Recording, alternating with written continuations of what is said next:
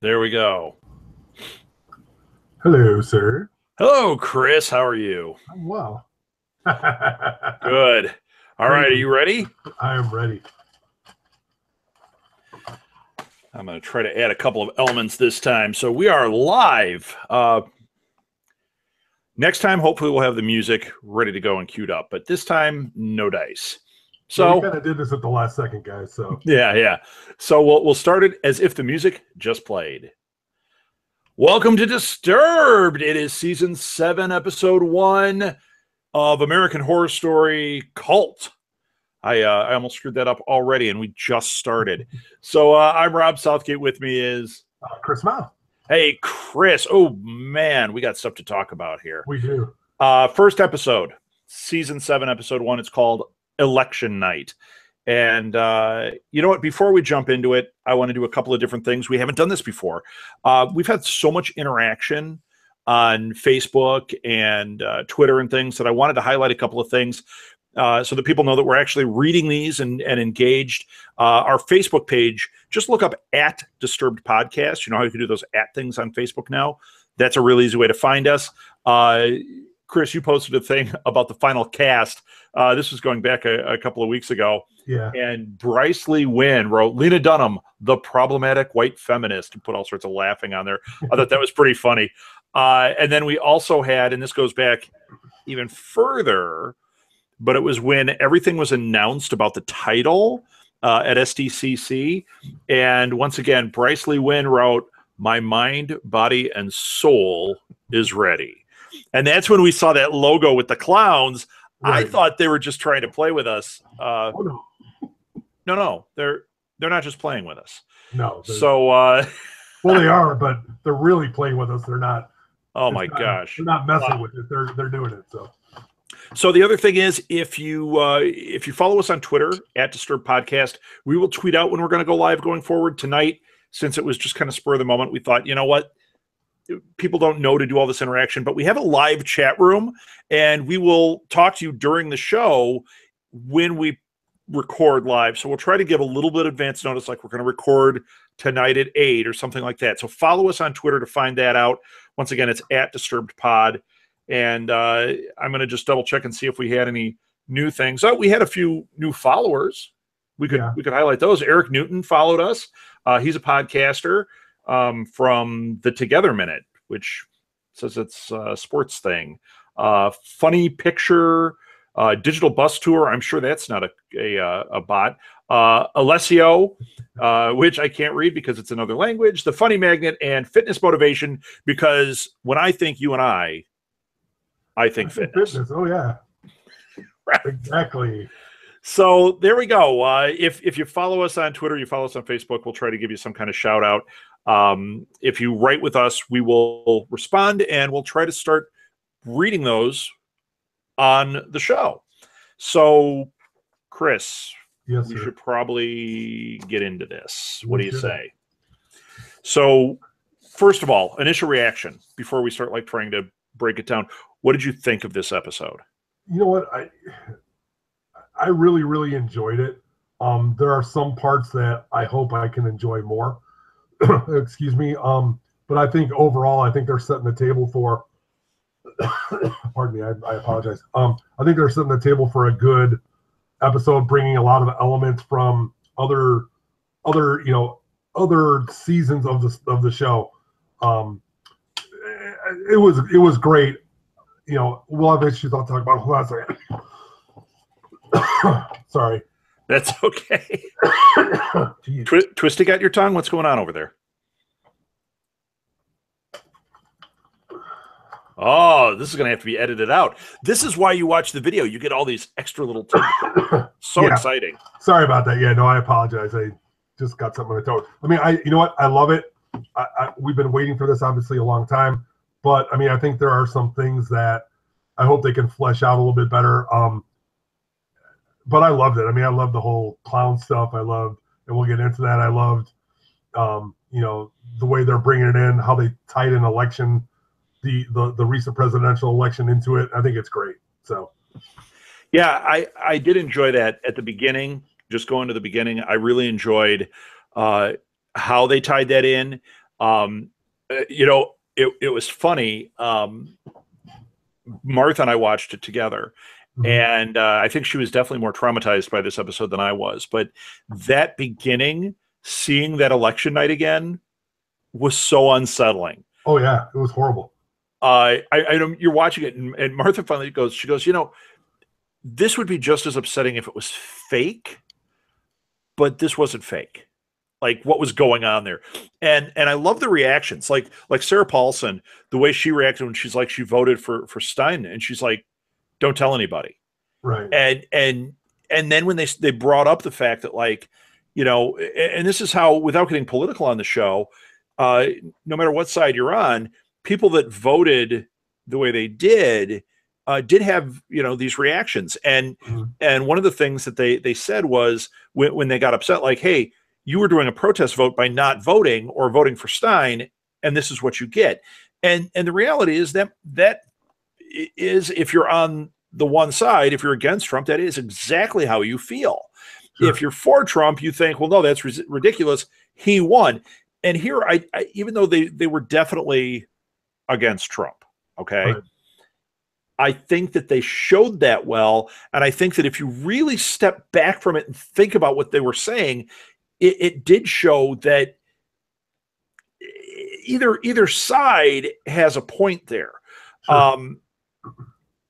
They were definitely slanted, though. So I know that there are going to be people that are rippled by that.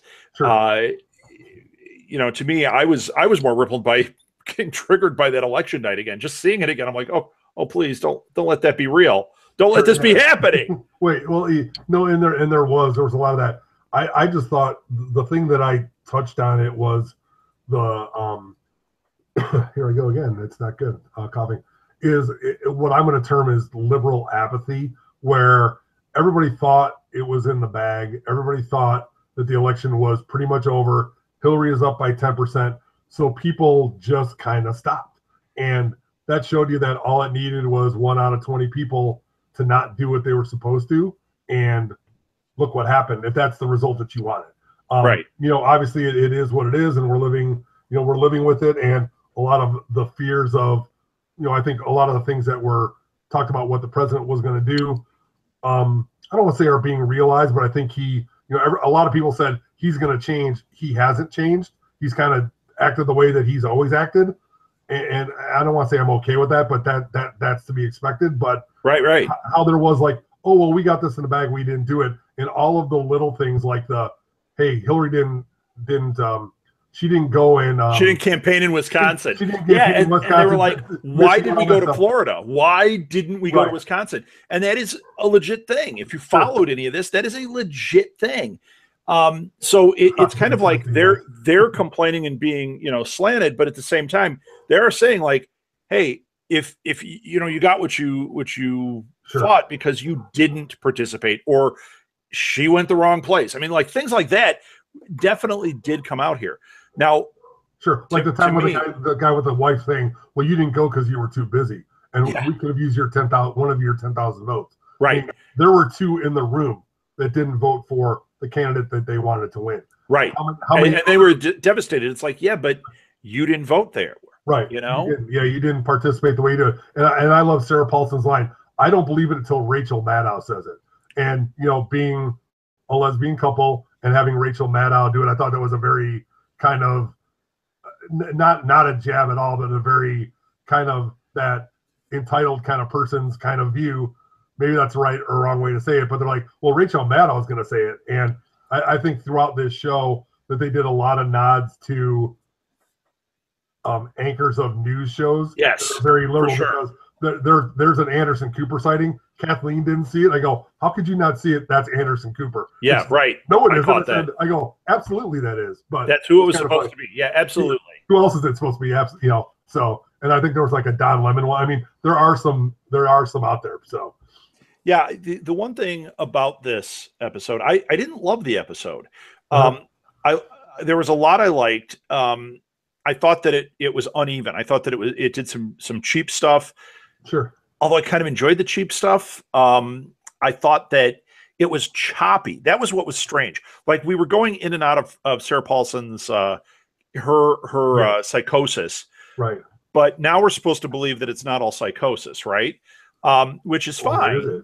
Well, Yeah. but it's not. It's not. You know that it's going to prove to be that Evan Peters is like supposed to be like, because they mentioned he's a 4chan guy, right? Yeah. So he's going to end up being like anonymous, right? Right. Or one of those types of groups. He's building like they call it cult. I don't know if it's necessarily a cult as much as it's a fanatic group, but that's what his character is doing. That's why, I mean, he started like humping his TV when Trump was elected. He's like, the revolution can now begin. Right. This is what I was waiting for. So it's funny. He's not, I don't think, a Trump supporter. He's an anarchy supporter. He wants it all burned to the ground. He wants fear to be in charge. Well, so it it's came not from that that little soliloquy he had at the city council where he's right. He goes, we strive for fear, and that's what people want. They want to be protected because it gives them relevance. And I thought that was a very interesting statement that he made. Yeah, I did too. I also think it's interesting that the guy that challenged him there is the guy that the clowns went and killed. And there's no way that, see, here's how I know that it's not part of her psychosis. And they were supposed to lead you down this path. So when the kid when Oz sees the clowns, right? Right. And you see these and you're supposed to go like, oh, well, you know what? They kind of gave us a lay-in earlier when they said, who carried you? So if Sarah Paulson carried him, genetically, he could be predisposed to this. And they did mention that he has night terrors and that. But those were the same clowns. Right. Well, I don't see. And she's definitely, why is Winter there except to build on this? Now, I don't know why they're targeting Sarah Paulson and I can't think of, I'm drawing a blank. Allison Pill. Why they're targeting them. Although Martha made a really interesting observation at the very end when she turned over and the clown was there. Martha goes, "Oh, is Ivy in on this?" So is Ivy in on this? Do you think that it's a case like that where it's going to be one of these where you're like, you know, she's part of that. She's into the butchering thing. She's into the cutting. You know, is it going to turn out that she's actually psychotic? Or that she's part of this cult? I don't know, because I think there might be a combination of the reality and then also the other combination of it's just her phobia. Because they went out of the way to talk about, and I have it written down. Well, the clown she saw at the restaurant was not one of the clowns that came out of that little ice cream truck. But it was the clowns that we saw at the grocery store. But there was a combination of both. But the kid's not going to imagine those same clowns. The three-sided clown and the one with the brain thing, the kid is not going to know to imagine that exact same clown. Exactly. You know, the twisty thing. Where now? Here's another question: who put the twisty book in the drawer? Exactly, for him to read. Well, because we saw an overhead shot, and I believe it was a female hand put it in the drawer, but maybe that was Allison Pill putting it in. Well, maybe Ivy put it in to keep it in the house. Well, and yeah, is it just as the parent said, I'm going to take this, put it in a place where the kid's not going to find it, and of course your child finds it before you can remember where you put it. You know what I mean? Is it that situation where that happens? Right. Because when they react when Winter brings out the comic book, they knew I should have thrown it away. So, you know, I mean, there was that response like, you know, I'm a parent dealing with all sorts of stuff. The comic book is the least of my worries because my spouse is losing her marbles. And I don't know. Right. There's that possibility, or there's the possibility that she kept it there and she's feeding into the fear. And how great, let's just isolate this for a second. You know, we've seen them do different styles in each season. Right. And I know that there's a big theory going around that this is the 7 steps of hell. Right. As you watch each episode, you're like, oh, or not 7 steps of hell. It's the 7 deadly sins, right? Yeah, 7 deadly sins, right. And this is season 7. So this is going to be, what is it, like murder or something is what they've said this one is. Right. So I was wondering when we saw the Twisty thing, if we were going to be more straight up slasher movie. Right. And there are elements of that here. Sure. So I wonder if they're going to play with that because it's shot differently. It did have some of that stuff, but the Twisty segment I thought was straight up like, okay, they're doing Friday the 13th, and then it turned out to be a comic book. I said to Martha right away, I go, you know what, this is obviously like they're filming a movie or it's something, and then it turned out to be the comic book. But how great was it? How great is it that Twisty is a comic book? And I'm assuming the Twisty is a comic book based on the Twisty. Well, sure. That was a real clown that did the murdering in the 50s. Right. Well, and it probably is. And usually they don't do the tie-in till like almost the end. And they did the tie-in right away.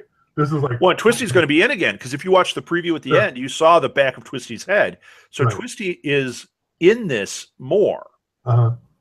And why did she have such trauma over that?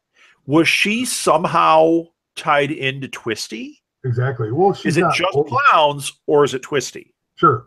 You know, I don't know. I mean, I think that's gonna play itself out because she, you know, this is obvious that she's had these problems for a long time. Because how old would you say she is in this? Early 40s? Yeah. So I mean, she could have possibly been around or lived some of the Twisty stuff or been in that area. You know, it sounded like they were where in Philadelphia. They were in Pennsylvania. Yeah, I think so. It was? So that's what it sounded like to me. Because I thought Twisty was in Florida. Well, and he was. Twisty was in Florida. And the other thing about Twisty is the girl in the movie or in the comic book said, or the guy said, Twisty killed those people like 35 years ago. So it can't be, and he died here. It can't be him. Well, that story for Freak Show didn't happen 35 years ago. No. That was much longer. That was like 60 years ago. Well, yeah, because this is 2017 in this show. So, you know, and we know that Freak Show didn't happen in the 70s. No. Or the 80s, actually, for 30 years ago. Well, it would have been in the 50s. And so if it would have been Sarah Paulson when she was in college, like she's talking about, that's 25 years before, if that's the age difference. So that would line up where, in your theory, Sarah Paulson was a teenager or early 20s person. You know, she was like in college age, and Twisty the Clown happened. No. The comic book. She wouldn't have been, the comic book. But if Twisty is, if the events of Freak Show happened, and Twisty was a real person, in this universe, and the comic book made the reference to it being 30 years, but it was actually more like 60 years. Yes, Sarah Paulson may be like high school age or whatever in the comic book world, but if Freak Show really happened in this world, she would have not even been born yet. It would have been way before. No, you're right. I'm just saying that like 30 years from Freak Show would have put her right at the time that this was set. The clown thing was set. Unless we find out that Twisty came back. Well, did he ever? They never showed him dying. I thought they did. Twisty? Yeah. Well, he went off. Didn't he die? And Mordock or whatever took him. I don't know. The guy with the two faces. Yeah, he took him. Did he? Because he died. And he joined his band of evil spirits or whatever. So he came back in a hotel and came back at the hotel. He wasn't in hotel. Well, he could have if he was. He could have. Well, what if is it Mordock? Whatever. What if he brought his soul back and that's why he could kill people? You know, I mean, I don't know. I mean, there's a lot. It could be that she was traumatized by Twisty, and maybe it turns out that it's not her that had the interaction with Twisty.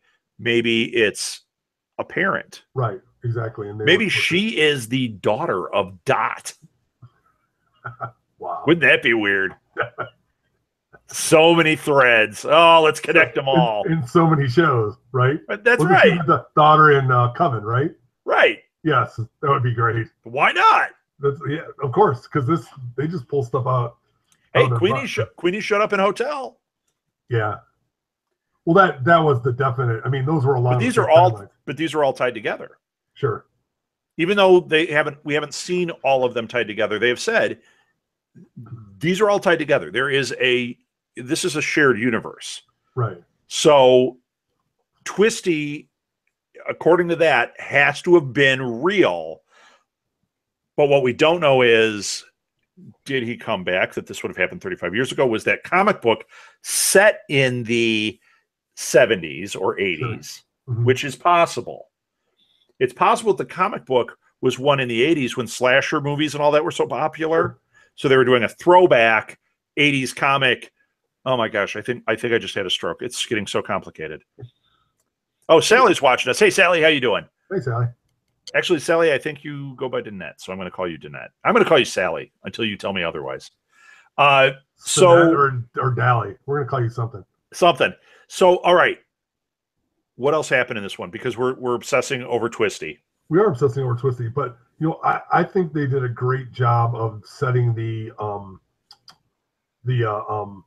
different sides, the two sides of the one coin about how people felt about the election, like the shopping scene, let alone what happened with the clowns and what we're talking about. But she goes in and she's like, well, where is everybody? And it's Chaz Bono.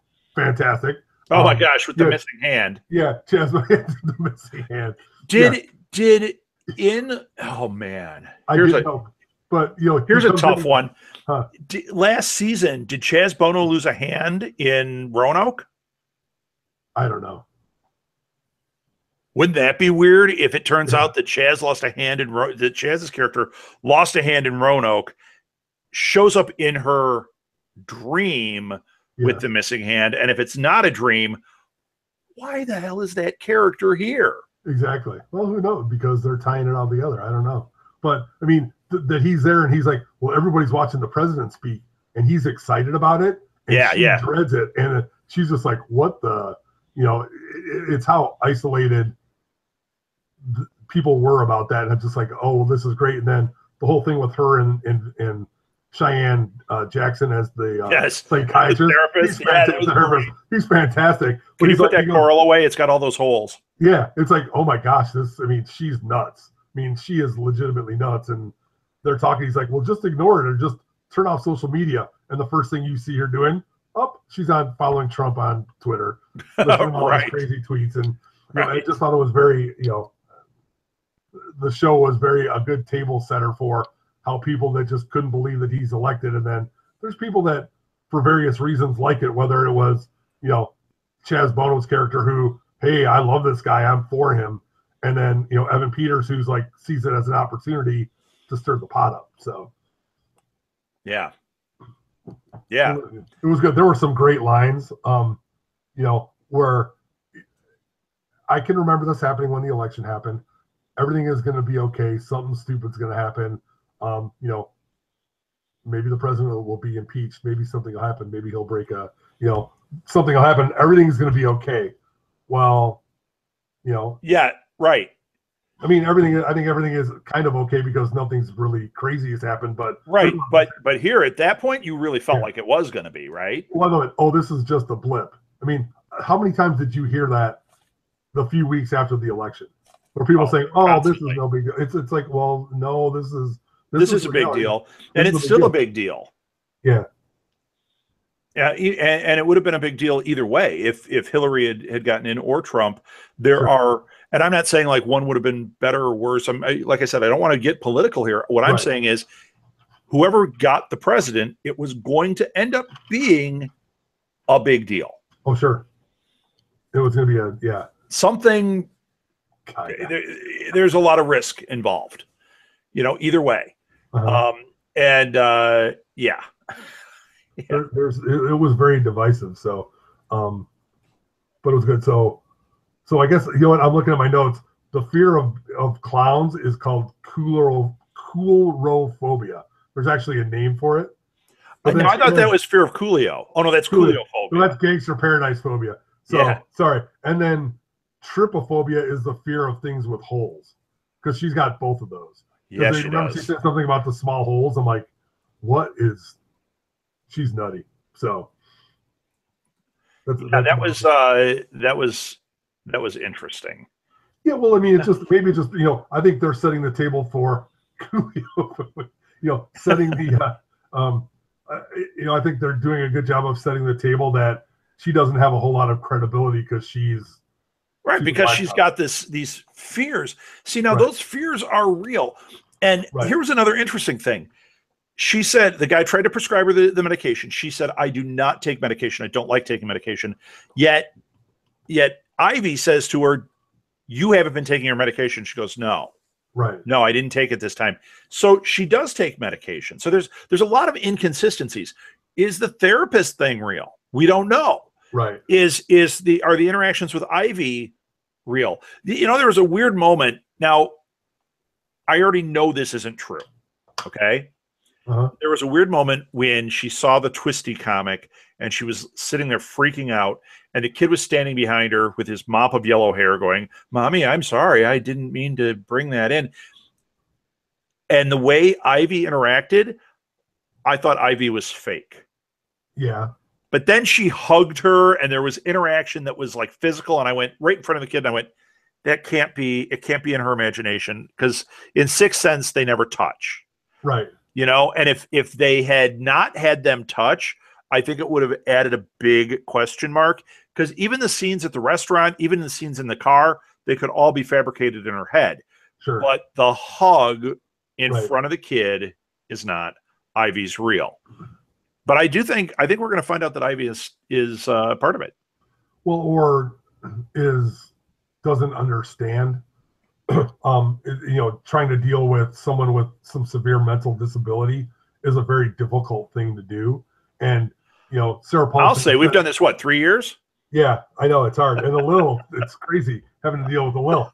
But why do you throw somebody from another podcast under the bus? Because I have to, because he's here, because he's not here. But I'm just saying, like, dealing with. Oh man, if he popped up behind you, that would be scarier than the clown right now. Yeah, that would be very scary.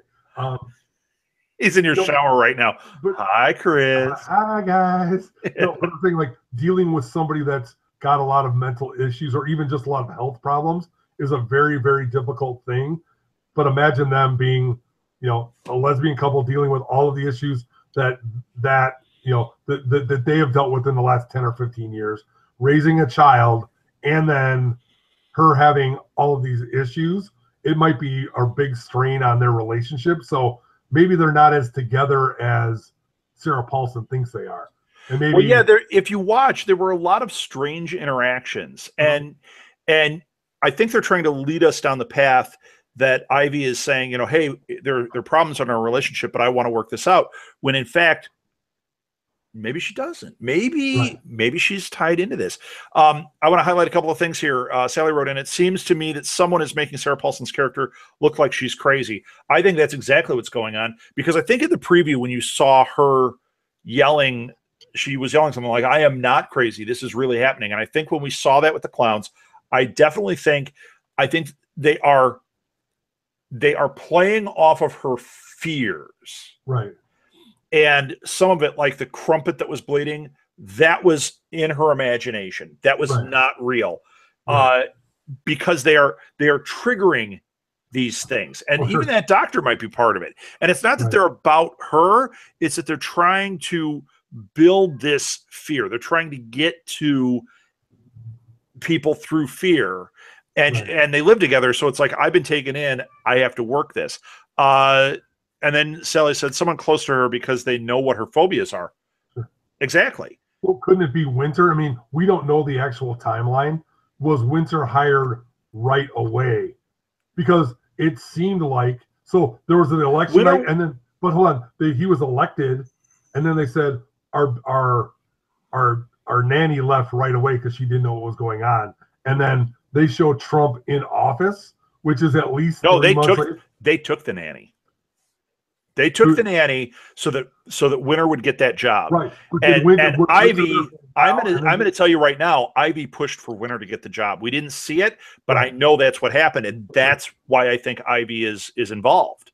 Well, or she's or complicit. I mean, it's, I don't want to say, it's hard to say her level of involvement, but maybe Winter's like, I can help her. I think the clowns were in the restaurant. I think Ivy helped with all that. Well, and also Winter is ideal. It's like their wet dream of a nanny. I went to Vassar. I did women's studies. I did this. Right. I did that. Like when she started listing up all of her things, I was like, I quit to go help Hillary. I did this. I did that. Yeah. It was like it's like the perfect setup. And maybe Evan Peters does have that, that captivating power over his sister. I think he totally does. I think we saw it. Right. Like the pinky swear thing. And I want to know what the significance of that is. Because is that from another cult kind of thing, or is that kind of that and maybe that's where it comes in, because you were saying, I want to say something else, but there's a very Charles Manson property of his, or that was David Koresh. I mean, there is that was one of the things way back when things were leaking about what this season might be about. Mm-hmm. One of the things that I had heard was it was going to have a Manson vibe to it, and that was long before we heard it was cult or anything else. Sure. And I thought, what are they going to do? Are they going to do another like Back in Time? Are we going to see the Manson family? Maybe they're playing with those. I'm not talking, they are cults, but I'm talking where they're led by a figure like a Manson or a David Koresh, Oh, yeah. Well, they're all kooky. Let's face it, they're all kooky. Those are considered cults because they are, they're changing their belief systems. And I don't want to go into the definition, but that to me, that is what a cult status would be, is, that they would change that stuff. But there's all sorts of vibes all over this.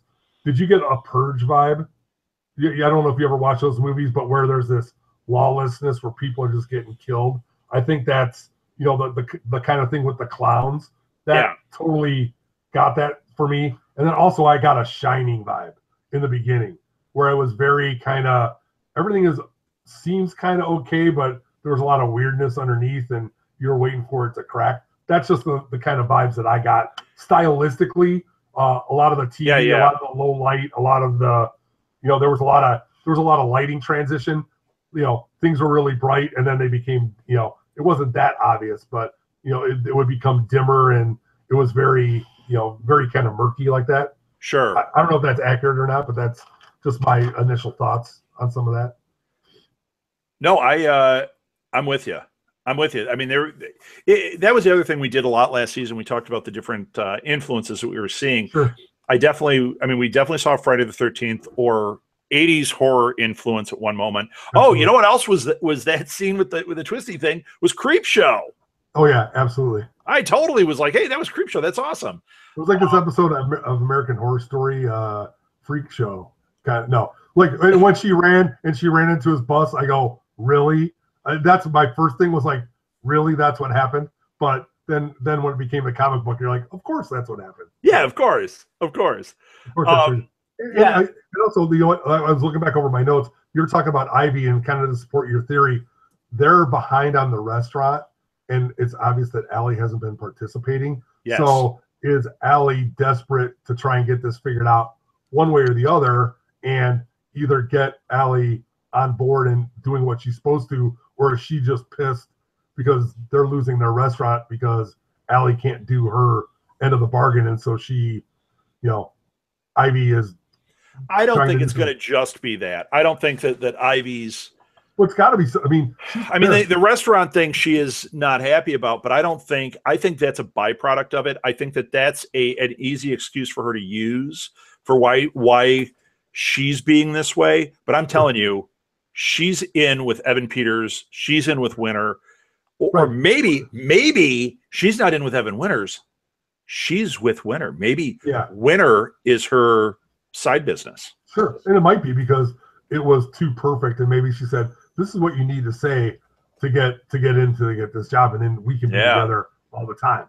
Because we're going to sedate Allie. And, but I think all of that plays part into it. I mean, I don't want to say you justify it, but when you're looking for things that are going wrong and reasons to justify your bad behavior, you're going to find anyone. And if your partner is not doing their job at work, you're going to be like, hey, this is your fault too. And hey, what if that is the ultimate thing? Maybe she's not part of the cult. Maybe she's just involved in trying to make Sarah Paulson crazy so that she gets her out of there so she can be with Winter.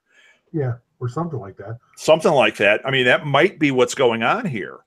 And But Winter at the same time has this ulterior motive where she's in with Kai, Right. and Kai is off the reservation.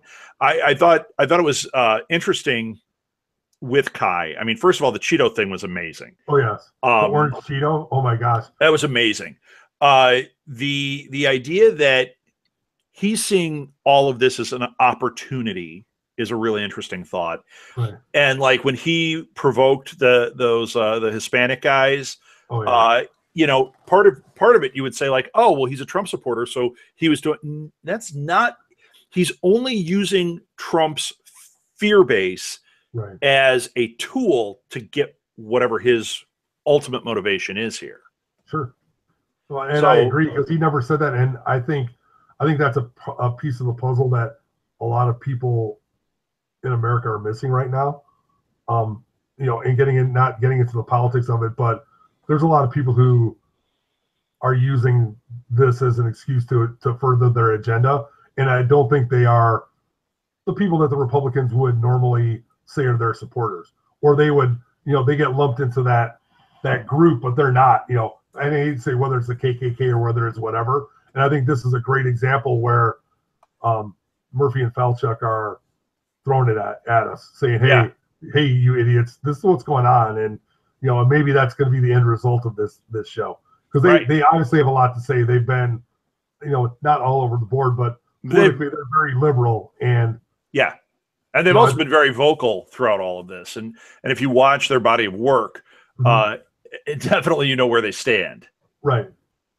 So it's there. And so I mean, now what's funny is if we were to jump into our time machine and go forward, I have a feeling everything we're saying, yes, our hot tub time machine, which would be scarier than Twisty if we were in there. Yeah. If we were to go forward, I bet everything we've said is wrong. It all makes sense right now to me, but our track record is terrible. Yes. Well, first week it's horrible. So horrible. Watch, like Ivy is going to be the sweetest thing ever, who genuinely cares for Sarah Paulson. Sarah Paulson's character is going to be legit out of her gourd. Right. It was driven there by fear and by what happened in the election. Kai is going to turn out to be a figment of Winter's imagination. Winter is going to end up being just a kind, loving soul that has an imaginary brother. It's just all going to happen like that. Imagine. And the series is going to end. The show is going to end with Oz sitting on the floor shaking a snow globe, and we're going to see Twisty inside, and that's how we're going to go like, oh, it was all a dream. It was all a dream, yeah. Or wake up in a shower, and then we'll just do like a year of Dallas. That's right. It'll be perfect. So Bobby comes stepping out. You're like, what the huh? Patrick Duffy with a Barbra Streisand leg or whatever. Now that would be stunt casting. Yes. Get Patrick Duffy on here and have him come out of the shower. That would be, although, you know, that would be great. So it's interesting. The cast is interesting this time because a lot of the standbys don't seem to be there, but some of them are. I'm like, Sarah Paulson obviously is all over it again. Yes. Cheyenne is there. Yes. Evan Peters, obviously. Evan Peters. Now, it's funny because the last couple of years, Evan Peters has had more minor roles. Important roles, but I have a feeling this is going to be an Evan Peters year. Would you say that Hotel he wasn't minor? I thought Hotel he was front and center. No, I would say he was more minor. He was a central character to it, but if you count the episodes he was really featured on, it's probably only a handful. It's not like Freak Show where it was about him. Yeah, it was. It was about him and his struggles. So, and I have a feeling this season is going to be an Evan Peters season. That's good. I think we're going to see him throughout here. It would be interesting if all the Evan Peters characters were all related. That would be interesting. Yeah, that would be. Or he traveled through time. He was like a Time Lord and just traveled. That's right. Oh, that'd be awesome. That would be great. Which one are you this time? So that would be good. Yeah, because they're his clowness and go backwards in time. That's right. He's like Scott Bakula. He's like Quantum Leap. Oh boy. I just hope this is the one clown adventure home. That's right. There you go. Terrible. With it coming out, it's a perfect time for it. So, but yeah, you know what? Let's bring that up. There was a trailer for it, and they made a big deal about it tonight. Like, or when I was going to watch it, like, stay tuned for a sneak peek of it. it was the commercial. There was nothing there. Of course, I've seen all that footage, and it's good, but it's not. It is good. They don't need. I don't know why they feel the need. They need to hype this because it's plenty. It's like Star Wars. Why do you need to show all these trailers? Just put the movie out. How about that? I'll be okay. You can say, "Hey, here's Luke Skywalker. Let's go." Right. But you don't need to tease me because I'm in. No, all they needed was one teaser. They needed the red balloon. Yes. And then they needed him doing that fast run through the water. And that because we did it on This Week in Geek. We saw that, and both of us were like, I'm not watching another thing. This is it. I can't wait. Well, until they throw the 10-minute the ship scene, the little boat down the grate scene, which is fantastic. So but you're just like, yeah, it's so good. But you're like, idiot kid. You're talking to you're talking to a clown. A clown in a drain. Get the blank out of there. But yeah, how about that? Hey, Oz, let's go outside. I saw a bunch of clowns outside. Oz is like, don't go out there, and he goes right out. Yeah, like what? Climb on my shoulders. Look in the window. Any normal kid would be like crying and screaming, I'm not going out there. Well, plus, you showed him the dark web. Yes, the dark web showing him snuff videos on the dark web. Oh my gosh! And then she goes, "It's like getting a vaccine. It makes you stronger." No, it doesn't. It makes you Evan Peters. That's right. It makes you nuts. It makes you available to be on this show. So in the next season. Yeah, right. That's funny. But you know what? Talking about we said Star Wars. Billie Lourd is that Carrie Fisher's daughter, right? Yes. Yeah. So I mean, that's fantastic. Yeah. She's there, and she kind of looks like her, which was kind of neat. I mean, and obviously she's a new cast member at Allison Pill. But I'm really missing Kathy Bates would be fantastic in this series, but she's obviously not going to be there because for whatever reason. Well, she did a Netflix series. She just did. Who knows? Maybe she's saying, I'll take a break, or maybe, not this season. I'll come back at a later date. It wasn't like when Jessica Lange left and you heard, she was done. Right. She just, for whatever reason, Kathy Bates isn't there this season. I would imagine she would come back. The one that I wish was happening was Vera Farmiga, because that was the big rumor. I love her. I would have loved to have her on here. That's one of those that you hear the name and you hear this and you go, that is just such perfect casting, like Kathy Bates, Well, and there's no Dennis O'Hare, which he's a staple. Yet? Do we know? Remember when we did Freak Show? That was the big thing. We thought we knew who was on it, and then all of a sudden we'd be like, oh, wait a minute, so-and-so's here, so-and-so's back. Well, no, Dennis O'Hare was listed as coming back, but Emma Roberts, not Emma Roberts, what's her name? What's Julia Roberts' niece's name? Is it Emma Roberts? No, it's not Emma Roberts. Yeah, Emma Roberts. Emma Roberts, she came back, which we didn't know that she was coming back. So it would be nice if somebody does, but they didn't list anybody big because they've got Mare Winningham, who's supposed to be coming in later. Okay. Which, she was in before. She's been in several episodes, so right. Good because she was in Hotel and she was she in Coven? I can't remember what the other one is. She was in another one too. She was in Murder House.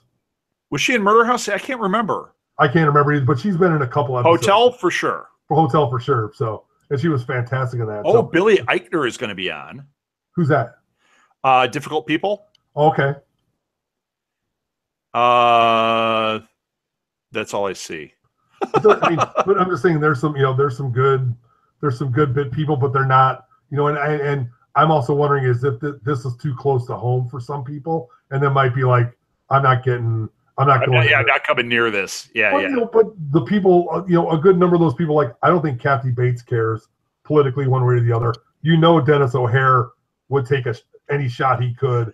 I also think pretty much anybody that's involved in this show in American Horror Story is going to be more inclined to jump in on something like this. Sure. Because they know like this is going to be risky, and we're going to, I don't think it's like South Park when Isaac Hayes quit because they attacked the whatever that church is. Right. Called. I'm sorry. I had to clear my throat there. So I do want to point out one more thing. Bradley Bucher was the director on this one. He directed 3 episodes of Scream Queens. Makes Right. sense. Billy Lord is here. He's done 16 episodes of American Horror Story, and he was involved in Glee. So makes sense that he's there. Let's see if he was a producer on this too, because I have a feeling, yes, he is an executive producer on 59 episodes of American Horror Story, and 25 as co-executive producer. So this guy is deep in this series. For sure. Because he did the season finale last year, didn't he? He's done a ton of shows for him. Yeah. So, yeah. I mean, he's in I don't want to say in their camp. He knows their writing and what they want. Right. And, and I think it was successful. I mean, it's hard. It's got to be really hard, especially doing the 7th season of these types of shows to bring the A game, because everybody knows something crazy is going to happen. So I think they did a good job of setting it. But like you had said earlier, I think they did take some cheap tricks. But maybe that's all part of the plot where they're going to make that's part of it. And those cheap things. And all the cheap stuff is just her thinking like, oh, this is like what would happen in the comic books or slasher film. Because I'm getting some of that set up too. Right. Also, Falchuk and Murphy wrote this episode, it says. Now, I don't know. Sometimes, they're involved and there's other writers. This is what it says on IMDb. So that's what I'll go with. I do hope that it's not a once and done twisty. I don't think it is. That trailer looked like he's back. I'd like to see, I mean, if you're going to have clowns, yes. The Simpsons doesn't do a clown episode without Krusty. Right. You have Twisty's your Krusty. Yes. He's the AHS Krusty. So yes. So you got to have Twisty around when you do this. That's just how I feel about it. Sure. Another interesting thing, and going back to what you were talking about Winter and Ivy. Yeah. Winter said she called them about what happened. And yeah, she said I called and neither one reacted. So was maybe, and this will be my speculation, Winter has like a different number that when she calls Ivy, because they're hooking up on the side, and Ivy didn't want to respond to that hookup and be like, oh my God, I just found out about. Well, and the one that was freaking out during all that, like freaking out on Winter was Sarah Paulson. Ivy wasn't the one freaking out on her. So yeah, I think there's something to that. I think that was a good call by you. Yeah, well, it's a good call for the setup, but we don't know if that's what's going on. We're not going to know that for a while because, like all our speculation in the past, it's taken a while, pretty much until the last 2 episodes before we've gone, aha. Sure. And we throw so much at the wall that it makes it seem like we're right. Oh yeah. But really, we're running at about 10% probably. Well, exactly, and because what is Evan Peters' relationship with them? Because there has to be more than just him randomizing. I mean, how do these 2 people come from the same town?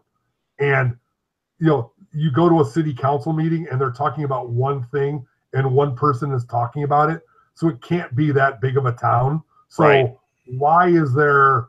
Not that you're going to know everybody, but there's got to be more between Evan and, Evan Peters, the Kai Anderson, and the Ivy and Allie situation. There has to be more involved in that. Now, he ran into him on the street. Right. And they didn't seem to recognize him or anything. Right, but that could be just they don't, maybe he worked for them and they don't know, or maybe. Could be. Like maybe he worked in that restaurant and they're just unaware. Right, or he worked at the doctor's office. Maybe he worked in the back. And he worked with Ivy because they were very specific that Ivy stays in the back. We keep calling her Sarah Paulson. What's Paulson's character's name? Sarah Paulson is Allie. Allison Pill is Ivy. Okay. So she said Allie stays out front. I don't go out there. So maybe Evan Peters worked in the back, and that's how he connected the dots of Winter to Ivy. Potentially, or you never, there's so. And they hatched this plan to either try to use Allie as a sacrifice, basically, or to make her feel crazy so that she joins into their dark web thing, because they're trying to indoctrinate the kid too. Sure.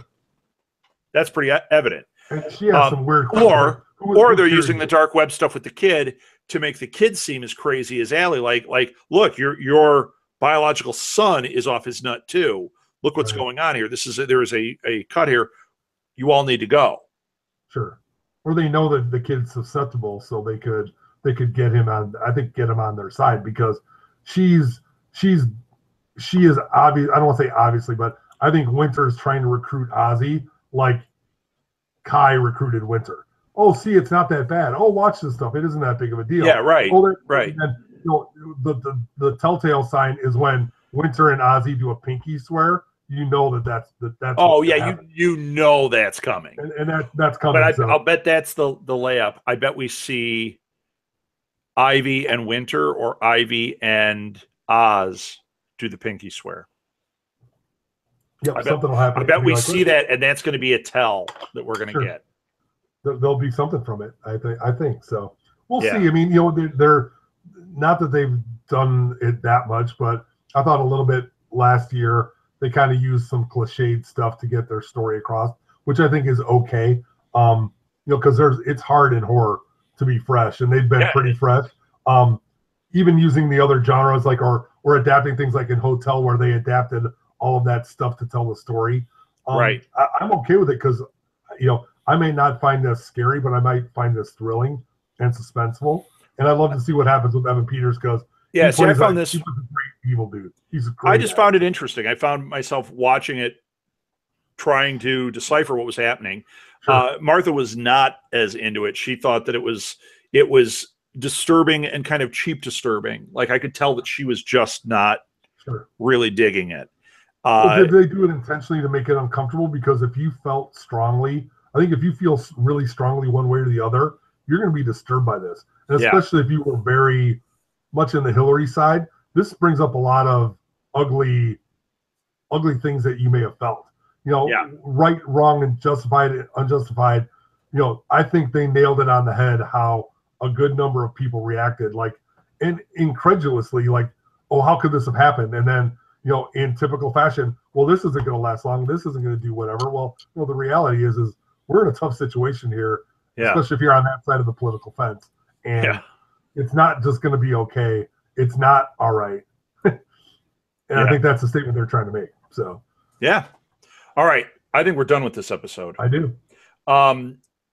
Once again, get in conversation with us. You can follow us on Twitter @DisturbedPod. You can follow me on Twitter @RSouthgate. Chris, where can they follow you? You can follow me at Blue Box Cafe, or Blue Box Cafe 176 on social media, or at www.theblueboxcafe.com. Yes, and we do have a website, and we have a page for Disturbed. The website is southgatemediagroup.com/disturbed, or just go to southgatemediagroup.com, and there will be links that will get you there. Also, we have a Facebook page. Just look up Disturbed Podcast on Facebook. And if you missed it, I don't know how you did, but if you missed it, we will try to tweet out a little bit of advance warning when we're going to go live, like we did here tonight on YouTube Live. You just have to go to the Southgate Media Group page and YouTube page, and you can watch us live. And we have a chat room. Tonight we were chatting with Sally. Get on there. We'll respond either there or on the show like we did tonight. And we also mention, when you write in on Facebook, when you write in on Twitter, we're trying to really get some conversation going. So please give us your ideas about what happened here. Give us your ideas of where you think things are going. One thing I will create when this show goes live on our Facebook page, I'll put up a discussion thread for this episode. So at the Facebook page, there will be a discussion thread for Season 7, Episode 1, Election Night. Yeah, please. And like Rob was saying, please get engaged. Let us know what's going on. Let us know what you want us to talk about. Let us know what you like and dislike about what we're saying and what we're doing, because, I don't want to say we feel the same way. We want to make this for you guys as the fans. It's not just about us talking about it. It's about what you guys want to see. And, we get a lot I think we get a lot of action on our Facebook page. So please, yeah, let us know. Yeah, definitely. All right, we don't have a fancy little catchphrase for the end of this one like we have in the past. So I think for now, I'm just going to twist out.